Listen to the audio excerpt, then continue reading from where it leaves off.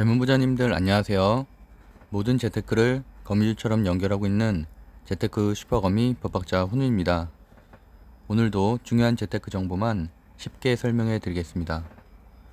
제가 매주 일요일은 중대형주를 중심으로 좀 추천을 드리고 있고 동향을 살펴드리고 있는데요.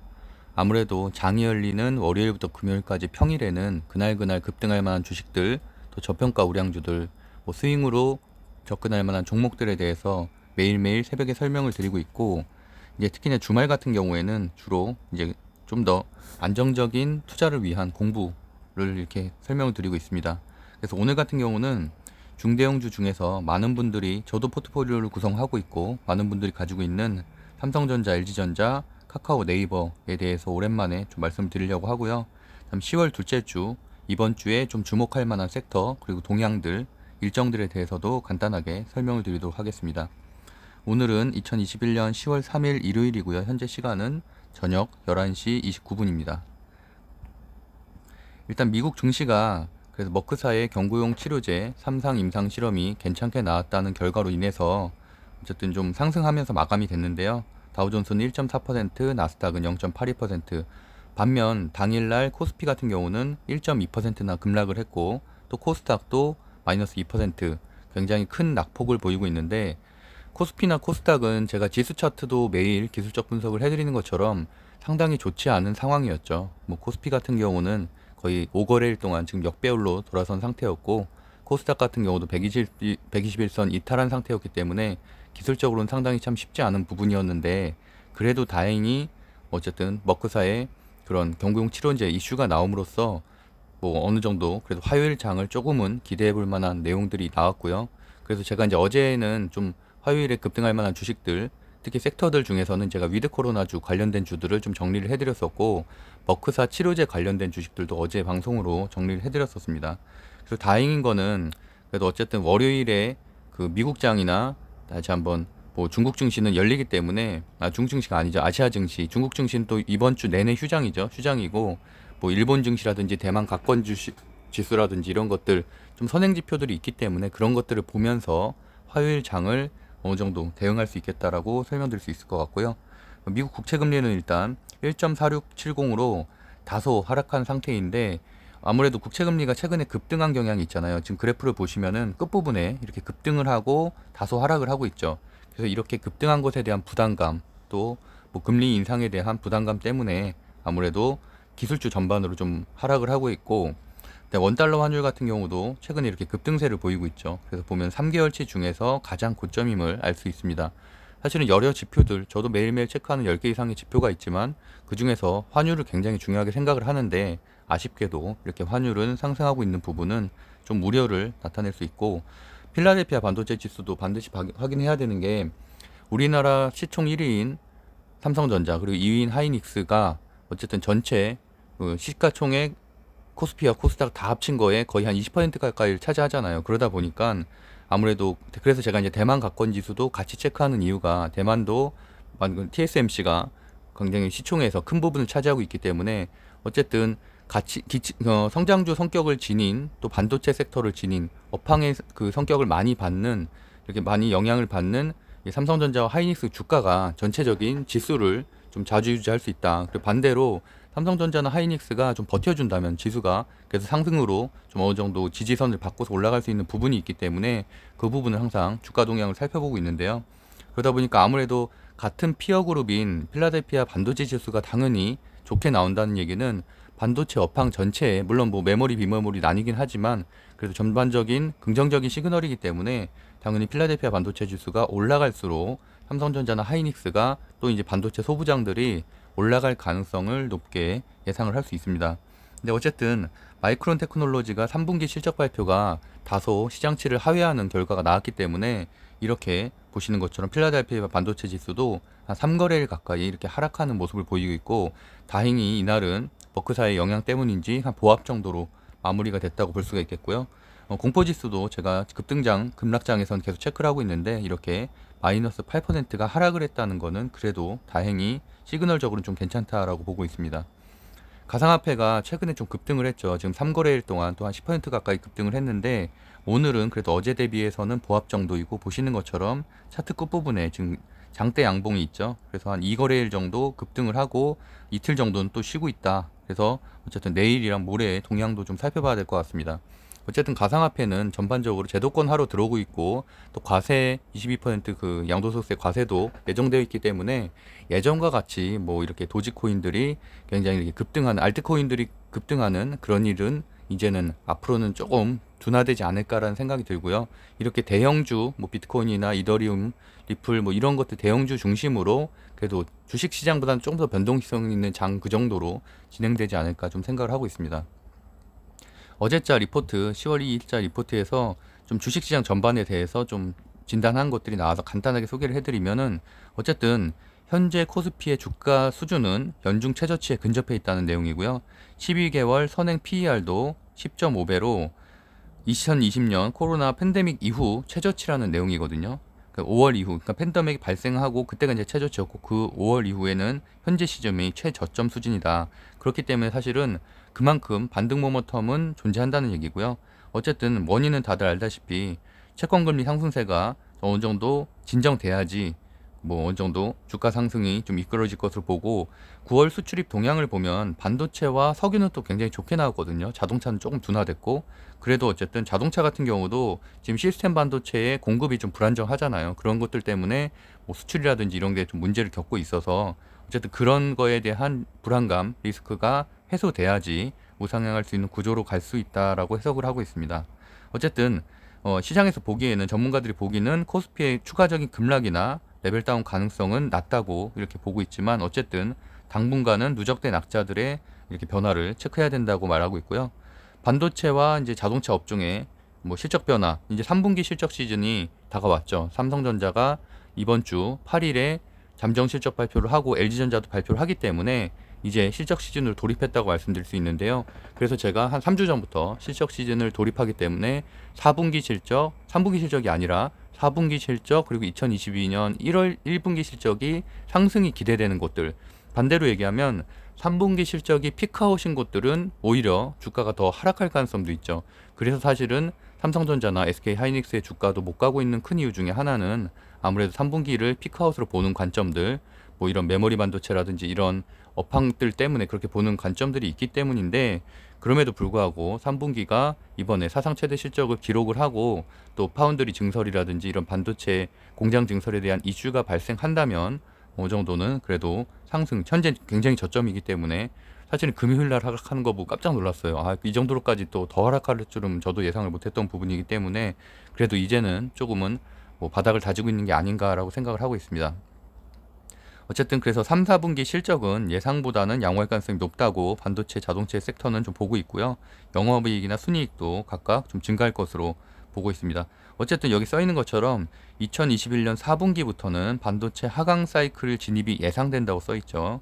그리고 그렇기 때문에 2022년에 코스피 이익 전망이 하향 조정세를 이어가고 있다라고 보고 있습니다.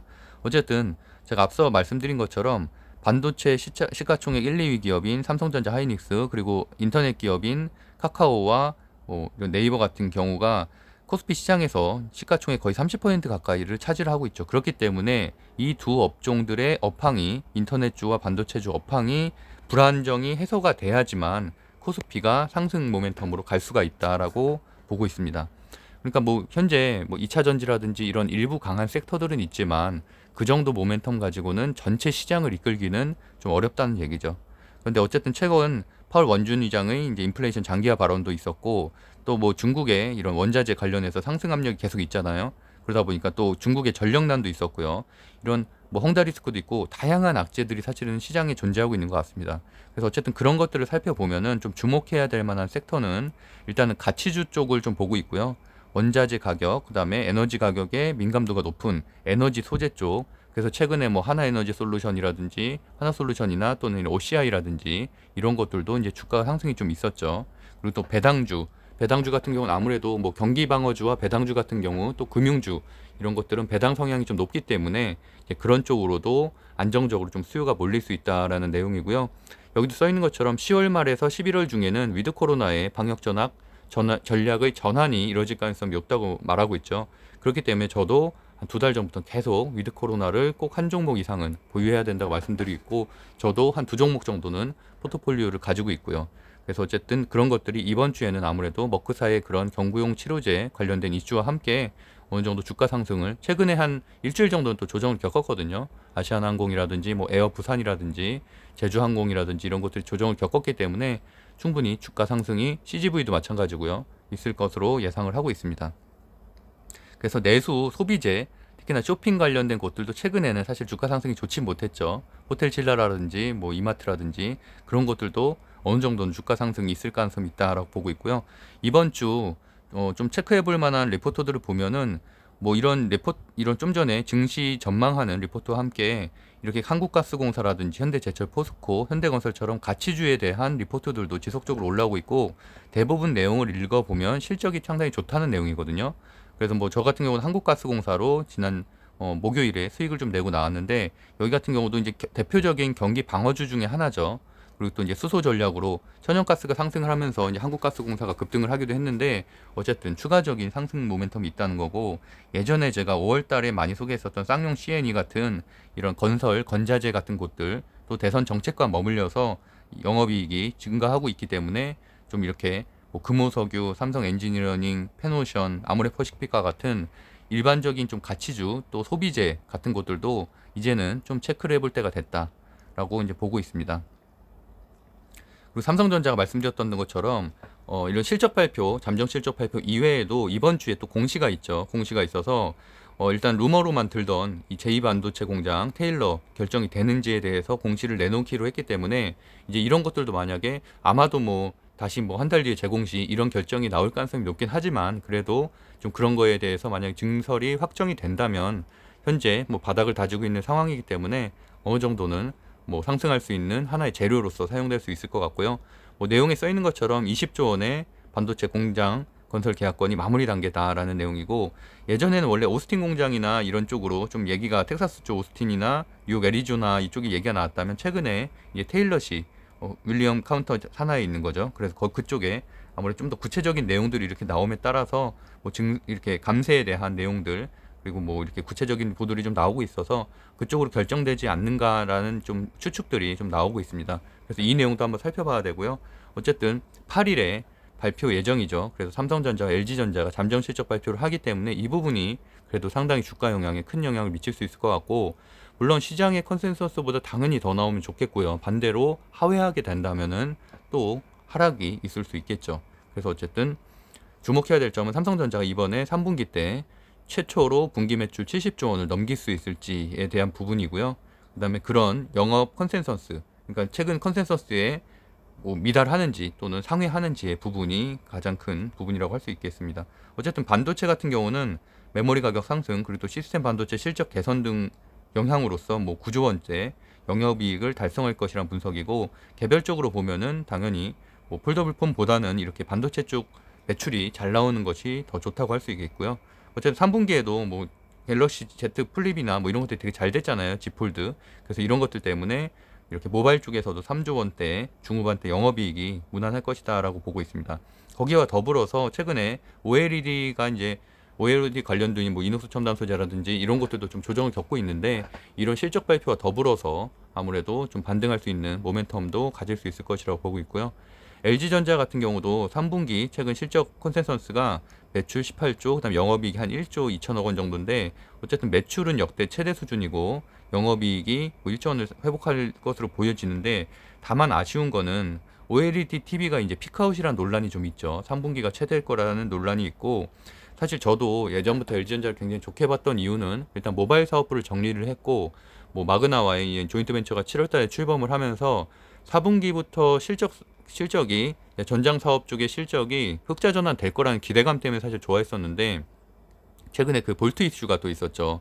LG화학의 볼트 이슈, 그 화재 이슈 때문에, 리콜 이슈 때문에 LG전자와 그런 충당금 부분에 좀 이슈가 생기면서, 그런 것들이 또 리스크잖아요. 충당금이 어느 정도 규모로 형성될 건지가 아직 확정이 안 됐기 때문에 어쨌든 그 부분이 계속 이어지고 있고, 또 추가적으로 이번 4분기에 이제 원래는 흑자 전환으로 예상됐던 VS 사업부가 흑자 전환이 안 될 수도 있다, 턴어라운드가 안 될 수도 있다라는 예상치 때문에 사실은 LG전자가 최근에 급락을 하는 거였거든요. 그래서 그런 부분에 대해서도 잠정 실적 발표에서 어느 정도 예상치가 나올지를 한번 체크해 봐야 될 것 같습니다. 그래서 어쨌든 삼성전자 최근 10월 1일자 리포트를 보면은 3분기 실적은 시장 기대치를 상회 전망이라고 이렇게 예상을 하고 있고요. 2022년 사상 최대 실적 전망을 하고 있다. 그래서 목표 주가는 10만 5천 원. 와, 참 10만 5천 원이 됐으면 좋겠네요. 지금 6만 8천 원이죠. 지금 금요일 종가가. 그래서 정말 7만 원 선도 깨질 줄은 상상을 못 했는데 어쨌든 그 정도로 조금 아쉬운 그림입니다. 그리고 SK 하이닉스 같은 경우도 좀 목표가를 하향 조정을 하긴 했어요. 그래서 제가 예전에 방송에서 뭐 삼성전자와 그 SK 하이닉스가 좀 하락했을 때 이런 말씀을 드린 적이 있었죠. 이게 그때 방송이 제가 8월 15일 때였었는데 이때 삼성전자보다 조금 더 변동성이 있긴 하지만 큰 주식이기 때문에 강력한 호재가 있지 않은 이상은 이렇게 20% 사실 저는 이 당시에는 뭐 추매 관점 기술적 차트로만 보면은 삼성전자나 뭐 SK 하이닉스 그다음에 그 이후에 NC소프트나 LG 화학이나 또는 최근에 뭐 카카오나 네이버에 폭락이 있을 때 추매에 대해서는 좀 부정적으로 말씀드렸었어요. 만약에 추매를 하거나 신규 매수를 하더라도 충분히 기간 조정을 겪은 후에 하는 게 기회비용을 기간적인 기회비용 물릴 수 있는 기회비용을 줄일 수 있는 것이라고 말씀드렸고 물론 장기적으로 6개월, 1년 이상 보유하실 분 입장에서는 그냥 어느 시점이든 사면은 저점이기 때문에 괜찮다고 보지만 우리 같이 20대, 30대 젊은 분들은 그래도 한 달에 뭐 20% 이상 수익을 내고 싶어 하는데 그런 곳에는 좀 맞지 않는 대용주다라고 말씀드렸었는데 여기서 그 당시에도 제가 사실 좀 보수적으로 말씀드리긴 했지만 뭐 그 전저점 8만 원대도 4주 이상 최소한 걸릴 거고 하이닉스 같은 경우도 12만 원도 최소한 2달 이상은 걸릴 것이다라고 말씀드렸는데 사실 삼성전자도 이 당시 제가 예상하기로는 더 많이 걸릴 것이라고 예상을 했는데 사실 그때 제가 2달, 3달 얘기하면 욕먹을 것 같아서 그때 그래서 이제 한 달 이상 최소라고 이제 좀 기준을 잡았었거든요. 근데 여전히 뭐 전저점 전혀 회복되지 않았고 삼성전자도 점점 물론 최근에 하락하는 좀 악재가 있었지만 어쨌든 그런 상황으로 좀 이어지고 있고요. 삼성전 그 카카오와 네이버도 좀 마찬가지고요. 그래서 어쨌든 삼성전자가 지금 현재 가격이 이제 7만 3천 원. 아, 제가 아까 말씀을 좀 잘못 드렸네요. 그래서 7만 원대, 7만 3천 원으로 기록을 하고 있고 그때 방송 때가 지금 이때였으니까요. 이때였으니까 그 이후로도 어쨌든 이렇게 8만 원대를 회복을 못하는 흐름을 보이고 있고 SK 하이닉스도 마찬가지로 그 당시 방송할 때가 이때였으니까 그 이후로 이렇게 저점을 다지고 있죠. 근데 어쨌든 보시면은 지금 이때도 한번 바닥이 있었고 8월 13일 그다음에 이번에 똑같은 바닥이 또 10월 1일에 나왔잖아요. 그러니까 어떻게 보면 지금 쌍바닥을 2번 정도 쳤기 때문에 이것은 이제 지지선으로 좀 판단하기에도 괜찮은 근거라고 보고 있습니다. 그래서 이제는 좀 바닥을 이거보다 더 떨어지진 않겠다. 10만 원 그래도 98,900원은 지지선이 최소한 되겠다라고 보고 있고요. 일단 본 김에 카카오와 네이버도 제가 마찬가지로 비슷하게 말씀을 드렸었는데 여기도 마찬가지로 이제 5일선이 가장 역별로 되어 있잖아요, 현재. 근데 이제 5일선은 이 정도 지점을 기준으로 해서 국정감사 이슈 같은 것들이 지나면 어느 정도 반등을 할 것이고 최근에 뭐 급등한 이후에 급락을 했었기 때문에 어쨌든 상승분 그래서 이제 뭐 21선이나 61선, 121선이 천천히 내려오면서 어느 정도 제가 그래서 그때도 한번 그림을 그려드렸었죠. 5일선은 좀 어느 정도 주가 상승이 뭐 재료들이 발생하면은 실적 발표라든지 국정감사 이슈가 리스크가 해소되면 이렇게 올라갈 것이고 21선도 마찬가지로 이런 식으로 좀 갈 거고요. 그다음에 61선, 121선도 이렇게 따라오는 지점이 되다가 이제 5일선이 올라가게 되는 이게 이제 말 그대로 정배열로의 전환이잖아요. 그때쯤에는 이제 본격적인 주가 상승이 있을 가능성도 있다. 그래서 어쨌든 그때까지 이 기간 동안에 사실은 저는 매수를 하는 것을 조금 부정적으로 생각을 하고 있거든요. 충분히 이 기간이 사실 2달이 될지 3달이 될지는 좀 더 지켜봐야 되기 때문에 그렇게 보고 있고 하지만 단기 트레이닝으로 접근하는 관점에서는 카카오 같은 경우도 국정감사 리스크가 해소되면 또 상승할 가능성이 있기 때문에 그런 부분은 저는 뭐 좋게 보고 있습니다. 제가 말씀드리는 거는 이제 중기 관점에서 판단하는 거고요. 그다음에 LG전자 같은 경우도 지금 악재 노출 말씀드린 대로 좀 그 전장사업부가 4분기에 흑자 전환이 안 될 가능성이 높다라는 내용들이 최근에 나오고 있어서 여기 말씀드린 대로 충당금 관련된 이슈가 오히려 불안감이 해소가 된다면 확실히 확정이라도 차라리 몇 천억이라도 된다면은 그러고 나면은 이제 바닥을 칠 것이다라고 레포트를 보고 있고요. 그다음에 이번 주에 김범수 의장, 네이버 한상숙 대표 같은 경우가 이제 국감장에 출석을 하죠. 그래서 날짜가 정해졌어요. 김범수 의장이 5일, 그다음에 네이버 한상숙 대표가 6일, 그다음 삼성전자 무선 사업부가 7일이거든요. 그래서 이때 오히려 어느 정도 규제안에 뭐 이렇게 좀 질타는 많이 당하겠지만 이때 그래도 바닥을 치고 리스크가 해소된 거기 때문에 여기에 대해서 뭐 계획안이나 뭐 이런 것들에 대해서 발표를 하게 된다면은 그 다음부터는 좀 상승하지 않을까라고 좀 생각을 하고 있습니다. 뭐 네이버도 근로시스템 개편 등에 대해서 간단하게 얘기를 하게 되겠죠. 어쨌든 이 정도로 간단하게 좀 대형주에 대해서는 좀 설명을 드렸고요. 제가 지난주 수요일부터 계속 하락장 대응 방법에 대해서 좀 여러 말씀을 좀 드리고 있는데, 물론 기본적으로는 우량주 저점 매수라는 방법도 있지만 제가 뭐 인버스 곧버스 얘기도 좀 하고 있잖아요. 그래서 저 같은 경우도 지금 곧버스 지수에 대해서 뭐 어느 정도 해치 차원에서 접근할 수 있는 것들이니까, 그렇다고 비중을 너무 높게 하기는 좀 부담스럽고, 저도 지금 한 5% 정도는 비중을 지금 곧버스로 좀 해서 수익을 좀 내고 있거든요. 그래서 그런 것들도 그냥 무작정 기다린다고 되는 게 아니라 어느 정도는 좀 대응하는 전략도 있는 게 좋다고 좀 보고 있고요. 그리고 말씀드렸던 대로 머크사 관련된 주식들이라든지, 근데 사실 이런 것들은 말 그대로 우리가 다 아는 이슈기 때문에 급등한 후에 급락할 가능성도 있거든요. 그래서 이제 이런 것들을 좀 조심성이 필요하고, 반대로 위드 코로나 주 같은 경우 최근에 바닥을 다졌기 때문에 오히려 이거는 뭐 사실은 실적이 당연히 4분기 내년 1분기가 기대되기 때문에 지속적으로 상승할 가능성이 있어서 화요일 수요일에는 오히려 위드 코로나 주의 동향을 보고 저점에 매수하거나 상승 시에 매수하는 게 전 좋은 전략이라고 보고 있고요. 당연히 그 중에선 여행주가 대표적이라고 볼 수 있겠죠. 여행주와 이렇게 모두투어, 하나투어 같은 관련된 주들이 좀 상승할 것이고, 당연히 SM이나 이런 엔터주 같은 경우도 급등까지는 아니겠지만 어쨌든 같이 위드 코로나 주로서 상승을 하게 될 것이고요. 그다음에 리비안 전기차도 금요일 날 이제 급락을 했지만 아직 재료가 끝나지 않았고 11월 상장을 앞두고 있기 때문에 어느 정도는 반등을 할 것으로 보고 있습니다. 다만 이제 리비안 같은 경우는 리비안에서 지금 자체 생산을 배터리를 하겠다는 내용이 좀 나오고 있죠. 그러다 보니까 삼성 SDI 관련된 주들은 또 급락할 수 있기 때문에 그런 부분은 좀 주의가 좀 필요해 보이고요. 말씀드렸던 대로 뭐 코덱스 2000 선물 같은 경우도 이날만 해도 3.6%가 상승을 했죠. 제가 그래서 이날 방송으로 좀 말씀을 드렸었고, 그래서 그 이후에 저도 지금 3% 정도 수익을 내고 있는데, 물론 이거는 지수 곱하기 2, 하락분 곱하기 2 해서 이제 상승을 하는 거기 때문에 어느 정도는 내가 가지고 있는 대형주들이 올라가면 당연히 좋은 거고, 반대로 하락을 해도 어느 정도는 그래도 이런 것들로 마음의 위안은 삼을 수 있다 정도로 체크하시면 될 것 같습니다. 그래서 오늘의 관점을 빠르게 정리해보면, 미국과 유럽 증시는 어느 정도 반등을 했고 국채금리 하락을 했다는 점은 장점이지만 환율이 하락했다는 단점, 그리고 코스피가 여전히 역배열이라는 부분은 좀 아쉽고요. 그래서 이제 화요일 수요일에는 아무래도 마크사 치료제 관련 위드 코로나 주들이 좀 상승할 가능성이 높고, 그다음에 3분기 실적 시즌 돌입했기 때문에 전기차와 가치주 중심으로 좀 체크를 해보시면 될 것 같습니다.